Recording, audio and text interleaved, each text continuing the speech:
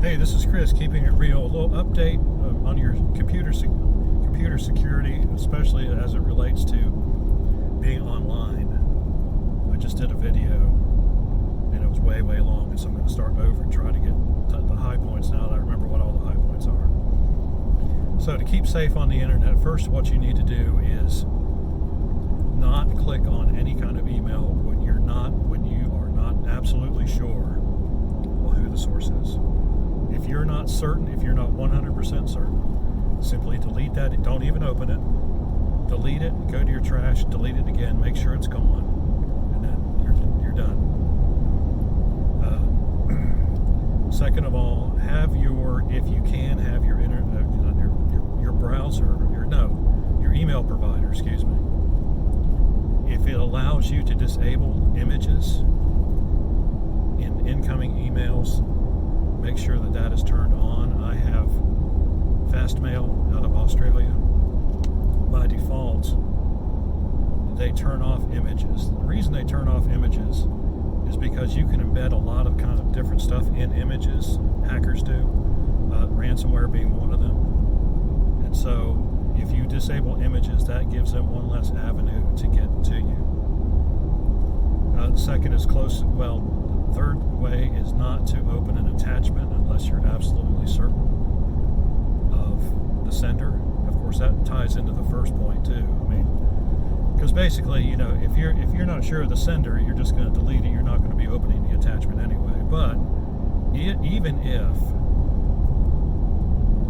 it's an attachment from someone who you think you know, or maybe it is from somebody you know, I wouldn't just take it for granted. If you're not certain, you can always contact that person at their email address. The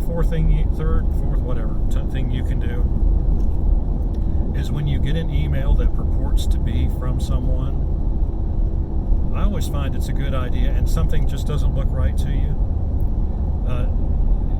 In Fastmail, there's a way to open up the details about the sender, and it will give the address from which they are sending emails. And if that address doesn't match what say it says the emails from the IRS, and so you click on the details, and it's from blah blah blah, and a string of 20 alphanumeric letters, and blah, and it's and so it's obviously, because if it was from the IRS, it would say blah blah blah at irs.gov, right? Because you know what that address is. And so you can check the sender that way. A lot of times, if you're, occasionally in the past, I've gotten, like, say, an email from my uncle saying he's stuck in an airport somewhere. It's like, what? And then you use that method and find out, well, that's not from him at all. And so that's a good thing to do.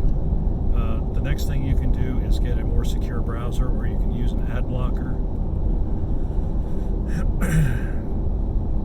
Not really sure of the security levels of all browsers. I just know what I use. And I use a browser called Brave, and it is based on the open source Chromium project, which also forms the basis for the Google Chrome project. And so it's not a Google product, it is an open source product that has been modified with the goal in mind of blocking as many things from getting to your computer from the internet as possible. And the big thing that it does is it blocks tracking cookies. And so if you want to keep your browsing history safer, that's a good thing to do. It doesn't really have something necessarily to do with ransomware, but it's still a good security thing to have. I think that's it. I think that's the bulk of what you can do. Remember, ransomware generally, I used to be, well, of course I used to have a computer store, and so I kept up with the stuff a lot more. I haven't really kept up with it in the last 2 or 3 years. The last time I dealt with ransomware, I've dealt with it like 3 times in the last 10 years. And it was always, and the customer always remembered, they clicked on something, and then all of a sudden their computer was locked up, and there was this big warning screen saying, that's basically what's going on with these big companies. It's the same kind of thing. It's not really an active attack. It's a passive thing. It's called phishing. I think that's the correct term. Although I think phishing encompasses more than just attempted ransomware attacks. And if you do get a ransomware attack and your computer's locked up, unless you want to pay, and amazingly enough, the people generally do. If you pay them, like Colonial Pipeline did, they paid them. They got all their stuff back. They got all their data back. I guess it was more of an accounting kind of deal, rather than something that was actually controlling the flow of oil.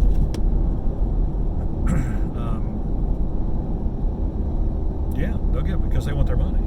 I mean, they want the money. They don't care. And are you going to find them? No, you're not going to find them. So, I mean, if the FBI can't find them, what chance do you think you have? So, so that's the name of that too. All you can do is, if you get it, all you can do is reload your computer or your device. Fortunately, on most devices and computers these days, it's easy. You can either do a hardware reset, or you can, that's pretty much all you can do. Just do a hardware reset, or if your computer's old enough, there's probably a CD or a USB image that you can reload.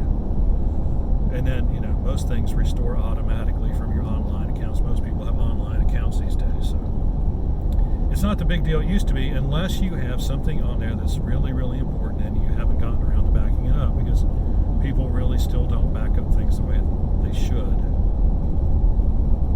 No, they don't. But that's a subject for another video. All right, got any questions or comments, leave them in the section below. Like and subscribe. We appreciate when you do. We'll see you on the